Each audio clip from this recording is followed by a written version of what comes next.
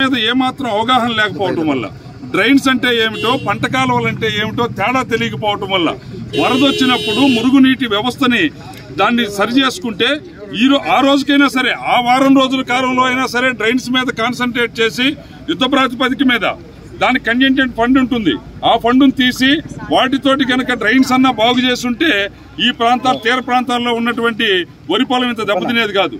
గాలి వచ్చినప్పుడు వరి పడిపోతుంది, పడిపోయినా కానీ అది నీళ్లలో వారం రోజుల పాటు తేలి ఆడేటువంటి పరిస్థితి, నానిపోయే పరిస్థితి రావటాన ఈ రోజు ఈ నష్టం అంతా కూడా జరుగుతూ ఉంది. అదే కాకుండా ఎప్పటి నీళ్ళప్పుడు దిగిపోయేటువంటి పరిస్థితి ఉంటే రైతు ఇంత నష్టపోయేవాడు కాదు. కాబట్టి ఇది బిచాంగ్ తుఫాను వల్ల వచ్చినటువంటి నష్టం కాదు, జగన్మోహన్ రెడ్డి అసమర్థత, దద్దమతనం వల్ల ఈ రోజు రాష్ట్రంలో రైతాంగం నష్టపోయేటువంటి పరిస్థితి వచ్చింది. అందుకనే ఏదో అల్లుడింటికి వచ్చినట్టు ఆర్పాటం చేస్తా ఉన్నాడు జగన్మోహన్ రెడ్డి. ఈ రోజు ఎన్నికల దగ్గరకు వస్తా ఉన్నాయి కాబట్టి ప్రకటనల మీద ప్రకటనలు చేస్తా ఉన్నాడు. అయ్యా నీ ప్రకటనలు కాదు, నువ్వు గతంలో నొక్కినటువంటి ఉత్తుత్తి బట్టలను మేము చూసాం. ఈ రోజుకి నీ అధికారులు ఎవరు కూడా ఫీల్డ్స్ లోకి వచ్చి వాటిని పరిశీలిస్తున్నటువంటి దాఖలాలు లేవు. మేము తిరుగుతున్నటువంటి గ్రామాల్లో రైతాంగం చెప్తా ఉన్నారు.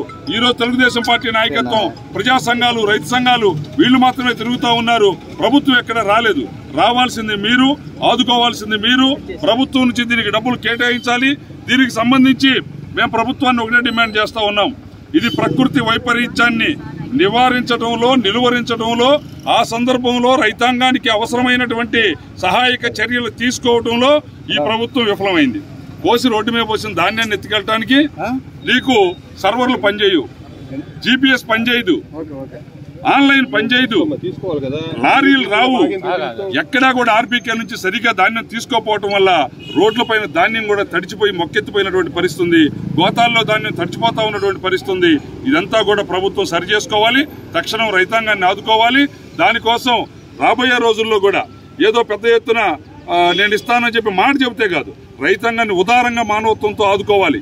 6 కాలం కష్టపడి నెత్తురుని చెమటగా మార్చి పంట పండిస్తే కళ్ల ముందు నీటి పాలైపోతే ఎకరాకి 30,000 రూపాయలు, 35,000 రూపాయల వరకు పెట్టుబడి పెట్టినటువంటి వరి రైతాంగం, 10 ఎకరాల భూమి సాగు చేసినటువంటి రైతు 33.5-4 లక్షల రూపాయలు దాని మీద ఖర్చు పెట్టి మొత్తం నీటి పాలైపోతా ఉంటే ఆవేదనతో గుండెలు అలసిపోతా ఉన్నాయి, అవిసిపోతా ఉన్నాయి. ఆ గుండెకి అండగా నిలవాల్సినటువంటి సందర్భం ఇది. కాబట్టి జగన్మోహన్ రెడ్డి కదమ ఈ ప్రభుత్వం పెట్టేటువంటి చిల్లర నాంశాన్ని పక్కన పెట్టి ఉదారంగా రైతాంగాన్ని ఆదుకోవాలని చెప్పి